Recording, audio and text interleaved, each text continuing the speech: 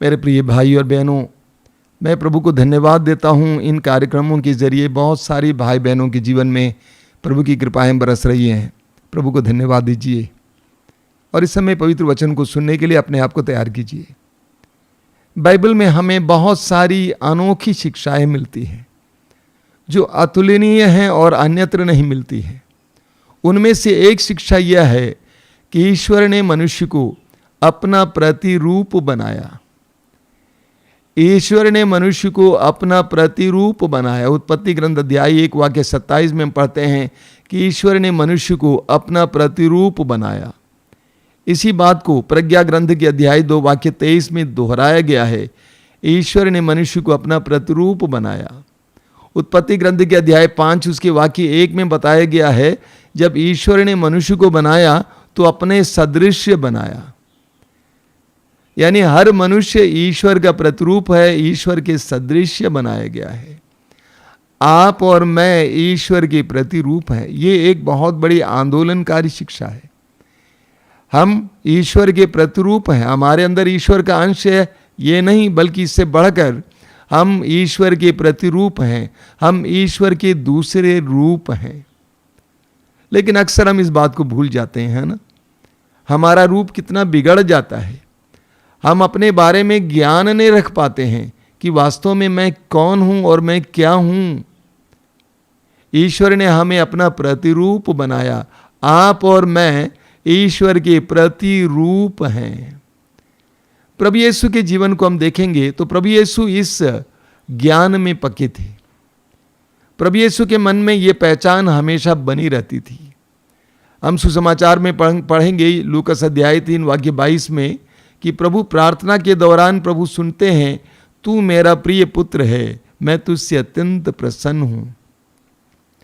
प्रभु यीशु प्रार्थना में इस एहसास में बढ़ते थे कि मैं ईश्वर का पुत्र हूं। प्रार्थना में प्रभु यीशु को अपनी पहचान का एहसास हुआ कि मैं यूसुफ का बेटा नहीं हूं, मैं मरियम का बेटा नहीं हूं, बल्कि मैं ईश्वर का बेटा हूं, ईश्वर का पुत्र हूं। और प्रभु यीशु इस एहसास में बढ़े। ये 30 साल की उम्र की बात है, लेकिन 12 साल की उम्र के बारे में हम पढ़ते हैं लूकास के सुसमाचार में कि प्रभु यीशु जब मंदिर में खो गए थे तो उनकी माँ और उनके पालक पिता यूसुफ उनकी खोज में वहाँ पहुँच गए। माँ ने कहा कि बेटा तूने हमारे साथ ऐसा क्यों किया? तो उन्होंने क्या कहा? उन्होंने कहा कि आपको नहीं मालूम था कि मैं अपने पिता के भवन में होऊंगा। मंदिर को यीशु ने पिता का भवन कहा, यानी ईश्वर को प्रभु यीशु अपने पिता मानते थे। तो प्रभु यीशु इस एहसास में बढ़े। सच बता रहा हूं, प्रार्थना में हमें अपने असली पहचान का एहसास होता है, ज्ञान होता है। जब हम गहरी प्रार्थना में जाते हैं तो हम बढ़ने लगते हैं, हमारा व्यक्तित्व बढ़ने लगता है। मैंने ऐसे कई लोगों को देखा है जो पहले दब्बू थे, डरे हुए थे, लेकिन प्रार्थना की गहराई में उतरने के बाद उनका स्वभाव ही बदल गया। वे महसूस करने लगते हैं कि हम ईश्वर के पुत्र हैं, हम ईश्वर की पुत्रियां हैं। प्रभु यीशु ने अपनी प्रार्थना में इस बात का बराबर एहसास किया कि मैं ईश्वर का बेटा हूं, और इस एहसास में वे बढ़े और इसके कारण उनके अंदर सामर्थ्य आया, इसके कारण उनके अंदर साहस आया, इसके कारण उनके अंदर दूसरों का सामना करने के लिए, पवित्र वचनों को सुनाने के लिए शक्ति और सामर्थ्य आया। वो क्या है? ये एहसास, ये ज्ञान कि मैं ईश्वर का बेटा हूं। कभी कभी मैं सोचता हूं कि प्रभु यीशु इतने बड़े दुख को कैसे भोग पाए, इतने बड़े दुख को प्रभु यीशु कैसे भोग पाए। और जो जवाब मुझे मिलता वो जवाब यह है कि प्रभु प्रार्थना में बराबर ये महसूस करते थे कि वे ईश्वर के बेटे हैं। प्रभु को बराबर ये सुनाई देता था, तू मेरा प्रिय पुत्र है। उनके दुखों के समय भी उनको यही सुनाई दिया, तू मेरा प्रिय पुत्र है। घबराना नहीं, टूटना नहीं, निराश नहीं होना। संसार ने तेरे साथ ऐसा किया, लेकिन तू मेरी दृष्टि में मूल्यवान है, तुझसे मैं अत्यंत प्रसन्न हूं, तू मेरा प्रिय पुत्र है। तो प्रभु यीशु को इस बात का एहसास हुआ। और मैं आपको कहना चाहता हूं, हमारे जीवन में भी जब हम इस सत्य को जानेंगे, इस पहचान में बढ़ेंगे कि हम ईश्वर के पुत्र हैं, हम ईश्वर की पुत्री हैं, तो हमारे अंदर भी सामर्थ्य आएगा, हमारे अंदर भी दुख सहने के लिए भी कृपा मिलेगी। देखिए, संत पेतरुस हमें याद दिलाते हैं अपने पहले पत्र के अध्याय 2 वाक्य 9 में, आपने बार बार सुना है, और एक बार सुनिए। पेतरुस हमें याद दिलाते हैं कि हम क्या हैं। पेतरुस कहते हैं, परंतु आप लोग चुने हुए वंश, राज के याजक वर्ग, पवित्र राष्ट्र तथा ईश्वर की निजी प्रजा हैं। आप लोग क्या हैं? आप लोग चुने हुए वंश, राज के याजक वर्ग, पवित्र राष्ट्र तथा ईश्वर की निजी प्रजा हैं। और हमारा क्या काम है? उसके महान कार्यों का बखान करना। पेतरुस हमें याद दिलाते हैं कि आप लोग मामूली नहीं हैं, आप लोग साधारण नहीं हैं, आप चुने हुए वंश हैं, राज के याजक वर्ग हैं, पवित्र राष्ट्र हैं और ईश्वर की निजी प्रजा हैं। अपने दिल में समय बोलिए, मैं चुना हुआ वंश, राज के याजक वर्ग, पवित्र राष्ट्र तथा ईश्वर की निजी प्रजा का हिस्सा हूं। ये हमारी पहचान है। हम फलाने और फलाने के बेटे नहीं हैं, बेटी नहीं हैं, बल्कि ईश्वर के बेटे बेटियां हैं, ईश्वर की निजी प्रजा हैं, अपनी प्रजा, चुनी हुई प्रजा। इसी बात को पौलुस फिलिपियों के पत्र के अध्याय 3 वाक्य 12 में कहते हैं कि आप लोग ईश्वर की परम प्रिय चुनी हुई प्रजा हैं। परम प्रिय चुनी हुई प्रजा। हम अक्सर इस सत्य को भूल जाते हैं। हम संसार के साथ रिश्ता जोड़ते हैं, संसार के लोगों के साथ रिश्ता जोड़ते हैं, संसार के लोगों की तुलना में अपने आप को देखने लगते हैं, अपने आप को तुच्छ समझने लगते हैं या अपने आप को बड़े समझने लगते हैं। लेकिन संत पौलुस हमें याद दिलाते हैं कि आप ईश्वर के परम प्रिय चुनी हुई प्रजा हैं। यू आर प्रेशियस, आप परम प्रिय चुनी हुई प्रजा हैं। देखिए, जब मूसा ने अपनी जनता को संबोधित किया, हम पढ़ेंगे विधि विवरण ग्रंथ के अध्याय 7 उसके वाक्य 6 में, विधि विवरण ग्रंथ अध्याय 7 उसके वाक्य 6 में मूसा ने अपनी जनता को संबोधित किया और उनसे क्या कहा मालूम? तुम लोग अपने प्रभु ईश्वर की पवित्र प्रजा हो। तुम सर्वसाधारण नहीं हो, तुम लोग अपने प्रभु ईश्वर की पवित्र प्रजा हो। हमारे प्रभु ईश्वर ने पृथ्वी भर के सब राष्ट्रों में से तुम्हें अपनी निजी प्रजा चुनी है। हर विश्वासी को, हर मसीही को अपनी पहचान को पहचानने की जरूरत है, याद रखने की जरूरत है कि हम सर्वसाधारण नहीं हैं, हम ईश्वर के द्वारा चुने हुए लोग हैं।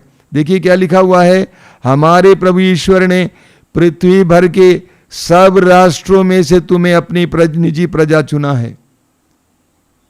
संसार के करोड़ों लोगों में से, लाखों करोड़ों अरबों लोगों में से ईश्वर ने आपको चुना है मेरे भाई मेरी बहन, और आप ईश्वर के निजी प्रजा हैं, आप ईश्वर के करीब हैं, आप ईश्वर की दृष्टि में हैं। मत्ती के सुसमाचार के अध्याय 7 उसके वाक्य 11 में प्रभु यीशु कहते हैं, बुरे होने पर भी तुम अपने बच्चों को सहज ही अच्छी चीजें देते हो, तो तुम्हारा स्वर्गीय पिता तुम्हें अच्छी चीजें क्यों नहीं देगा। इस वचन को बार बार दोहराइएगा। प्रभु यीशु कहते हैं, बुरे होने पर भी तुम अपने बच्चों को सहज ही अच्छी चीजें देते हो, तो तुम्हारा स्वर्गीय पिता तुम्हें अच्छी चीजें क्यों नहीं देगा। यानी प्रभु यीशु हमें एक सत्य की ओर हमारा ध्यान आकर्षित कर रहे हैं कि ईश्वर तुम्हारा स्वर्गीय पिता है, अब्बा है, तुम्हारे लिए प्रबंध करने वाला अब्बा, तुम्हें देने वाला अब्बा।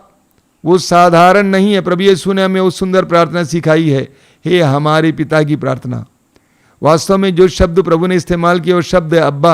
अब्बा का मतलब पिता नहीं है, पापा, डैडी, बाबू, बाबा, एक गहरा रिश्ता।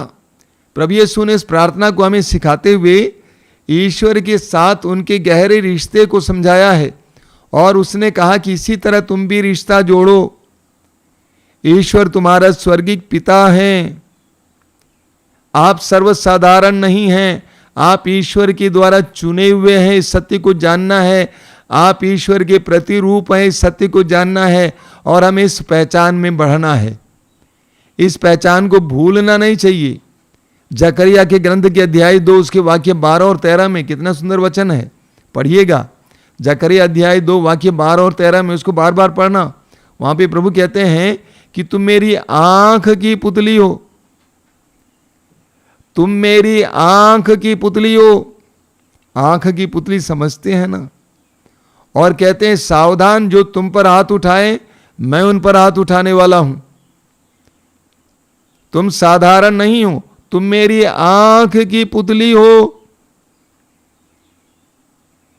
तुम मेरी आंख की पुतली हो।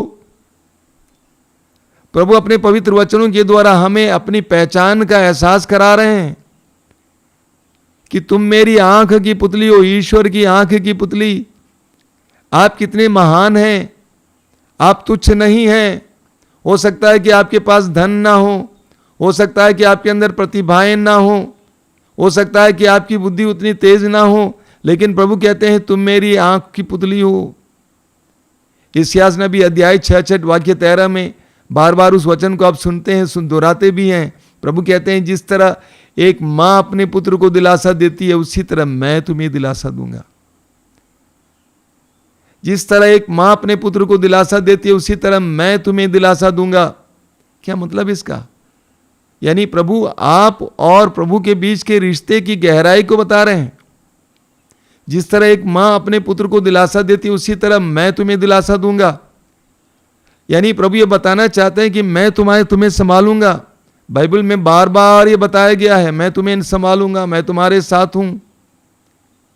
वो गहरी बात कि आप और आपके ईश्वर के बीच का रिश्ता एक गहरा रिश्ता है, मामूली नहीं है। आप तुच्छ नहीं हैं।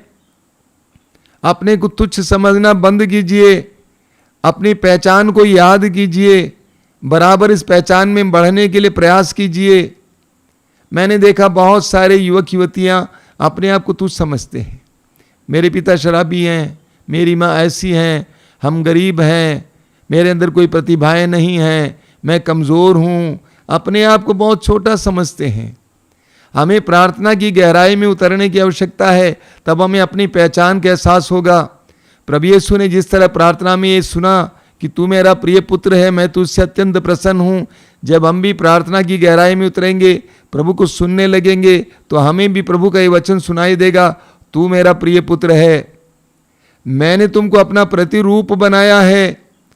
हमें सत्य में इस एहसास में बढ़ना है। हमें कभी भूलना नहीं चाहिए कि हमारे प्रभु हमें बहुत प्यार करते हैं। बार बार आपको बताया जाता है। इस्यास नबी अध्याय 43 वाक्य 4 को हमें कभी नहीं भूलना चाहिए। प्रभु क्या कहते हैं? तुम मेरी दृष्टि में मूल्यवान हो, तुम मेरी दृष्टि में मूल्यवान हो। मेरे प्रिय भाई, मेरी बहन, प्रभु इस समय आपसे बोल रहे हैं, तुम मेरी दृष्टि में मूल्यवान हो। अपने को तुच्छ मत समझो, अपने को परित्यक्त मत समझो। तुम मेरी दृष्टि में मूल्यवान हो मेरे बेटे, मेरी बेटी, और तुम मेरी दृष्टि में महत्व रखते हो। मेरी दृष्टि में तुम महत्व रखते हो, तुम छोटे नहीं हो। मेरी दृष्टि में तुम बहुत बड़े हो, बहुत महान हो। तुम दिव्यांग हो सकते, विकलांग हो सकते, तुम अंधे हो सकते, बहरे हो सकते, लेकिन मेरी दृष्टि में तुम मूल्यवान हो, महत्व रखते हो, और इसलिए मैं तुमको प्यार करता हूं। उड़ाव पुत्र को याद कीजिए, किस दशा में वो आया था अपने पिता के भवन में, क्या सोच के आया था। उसने सोचा था कि मैं अपने पिता से कहूंगा कि पिताजी मैं आपके पुत्र कहलाने योग्य नहीं हूं, मुझे एक दास के रूप में, एक नौकर की तरह रख लीजिए। लेकिन पिता का मनोभाव देखिए, पिता की प्रतिक्रिया देखिए, वो उसको कलेजे से लगाता है, सब भूल जाता है, क्योंकि पिता ने उसके बाह्य रूप रंग को नहीं देखा, पिता ने उसके पापों को नहीं देखा, पिता ने उसके पट्टे कपड़े को नहीं देखा, पिता ने अपना प्रतिरूप उसमें देखा। मेरे प्रिय भाई और बहन, आप सर्वसाधारण नहीं हैं, आप मामूली नहीं हैं, आप ईश्वर के प्रतिरूप हैं। You are God's image and likeness, आज थोड़ी देर बिताना, इस पर मनन करना। रात को सोने से पहले थोड़ा इस पर मनन करना कि मैं ईश्वर का प्रतिरूप हूं, मैं ईश्वर का दूसरा रूप हूं, मैं ईश्वर की आंख की पुतली हूं, ईश्वर ने मुझे अपने समान बनाया है। अपनी पहचान को मत भूलिएगा, अपनी पहचान को मत भूलिए। इस दुनिया में आकर अपनी पहचान को भूलना नहीं चाहिए। प्रभु यीशु से सीखिए। यूहन्ना के सुसमाचार में बार बार हमें पढ़ने को मिलेगा। प्रभु यीशु बार बार बोलते थे कि मैं पिता से आया हूं, पिता की ओर जा रहा हूं। प्रभु यीशु ने अपने और अपने पिता के बीच के रिश्ते को बिल्कुल स्पष्ट बताया। ये बताया कि मैं पिता से आया हूं और पिता का वो बेटा है। बराबर वो बोलता था जिसने मुझे देखा उसने पिता को देखा है। अपनी पहचान को मत भूलिए, अपनी पहचान में बने रहिए। आइए हम प्रार्थना करें। अपनी आंखें बंद कीजिए। प्रभु यीशु धन्यवाद देते हैं इनकी सुंदर समय के लिए, धन्यवाद देते हैं समय के लिए, तेरे पवित्र वचनों के लिए। तेरे पवित्र वचनों के द्वारा तूने हमें बताया है कि हम कितने महत्वपूर्ण हैं। तूने हमें बताया है कि हम मामूली नहीं है, सर्वसाधारण नहीं है। तूने हमें बताया कि तूने हमें चुना है। तूने हमें बताया कि हम तेरी आंख की पुतली हैं। तूने हमें बताया कि सबसे मूल्यवान है हम, चाहे दुनिया में कुछ भी सोचें, लेकिन तेरी दृष्टि में मूल्यवान है, महत्व रखते हैं। हे प्रभु यीशु, इस संसार में तूने अपने पिता के प्रेम का एहसास कराने के लिए आया और उस प्रेम को एहसास कराने के लिए तूने अपने आप को अपने क्रूस पर बलि के रूप में चढ़ाया। तेरे पवित्र क्रूस के द्वारा तू हमसे यही कहना चाहता है कि देख मैं तुमको कितना प्यार करता हूं। तेरे क्रूस के नीचे खड़े यूहन्ना ने कहा बाद में कि देखो पिता ने हमें कितना प्यार किया है।